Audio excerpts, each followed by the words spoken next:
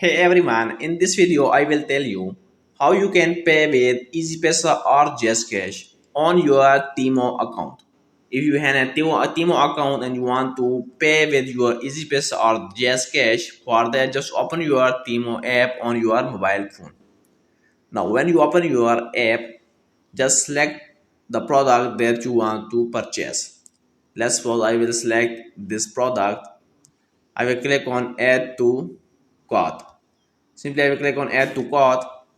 Now I will go to my cart.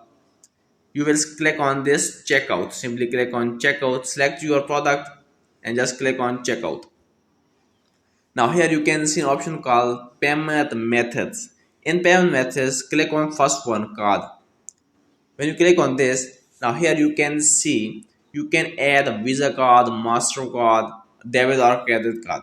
So in card number, you will write your easypaisa, Pesa or jazzcash card number, your month or year of expiry, and your CVV code, which will be written at the back side of your easypaisa or jazzcash account.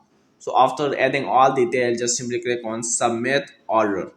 When you click on submit order, your order will be placed and amount will be cut from your easypaisa or jazzcash account.